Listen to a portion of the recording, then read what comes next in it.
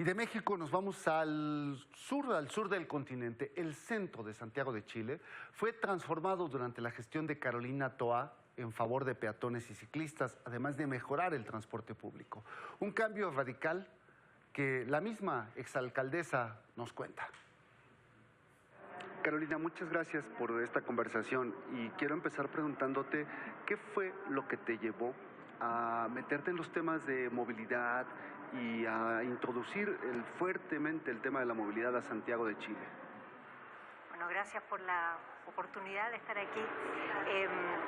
A ver, ¿qué me llevó? Fue el haber constatado, antes de ser alcaldesa, en otros cargos políticos, pero siendo alcaldesa mucho más aún, cómo en la movilidad se juegan muchas de las dimensiones de la inequidad en nuestras ciudades y cómo está tan relacionada la movilidad con la calidad de vida de las personas y con las temáticas ambientales y del cambio climático.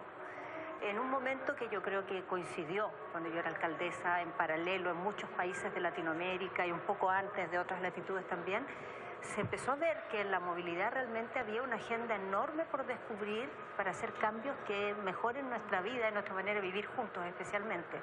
Y en el caso de Santiago no es distinto que otras ciudades latinoamericanas. Hay muchas inequidades, hay mucha injusticia en cómo hemos organizado la movilidad históricamente y por lo tanto hay mucho que mejorar. Fuiste la primera autoridad en empezar a introducir temas de movilidad en Santiago de Chile. Al menos a nivel de alcaldía, no antes alguien se había atrevido a introducir la bicicleta, fomentar la peatonalización, etcétera. Eso fue muy relevante para ti como alcaldesa, te marcó como política también, podríamos decirlo. Mucho. A ver, yo no diría que yo fui la primera que hizo estas cosas. Experiencia había en nuestra ciudad y en otras ciudades. Lo que sí fue la primera vez que hubo una política integral que veía la movilidad de manera sistémica. Veía todos los temas vinculados, cómo funcionan los automóviles particulares, cómo funciona el transporte público, los peatones, las bicicletas, el ambiente de la calle, la convivencia en la calle.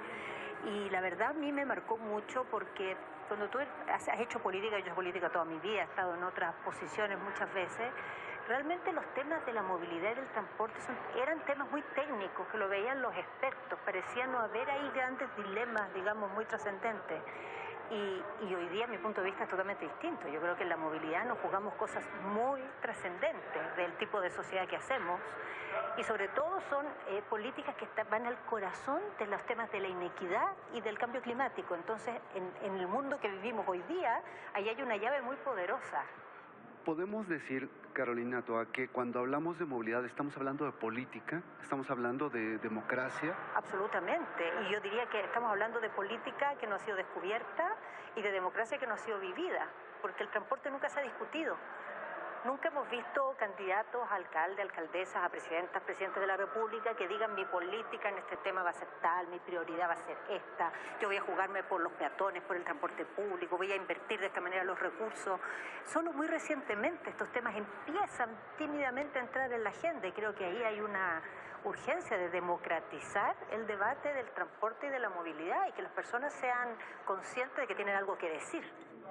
De hecho, te hemos escuchado hablando de la necesidad de cambiar el discurso para poder llegar mucho más allá de los círculos de expertos e interesados en la movilidad.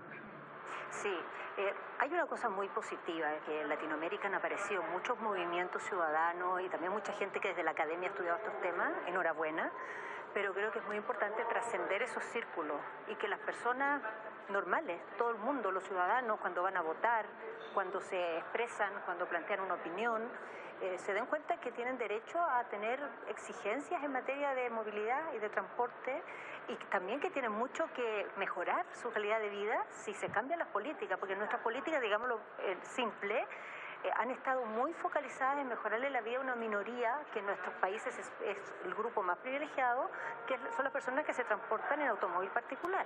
Pero la enorme mayoría que ocupa el transporte público y que camina puede mejorar mucho su vida todos los días si las políticas públicas le ponen atención a esos medios.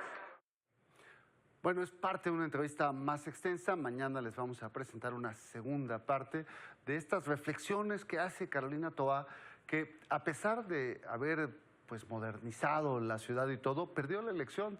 Mañana nos va a contar lo difícil que es pues conservar estas inercias positivas en una ciudad.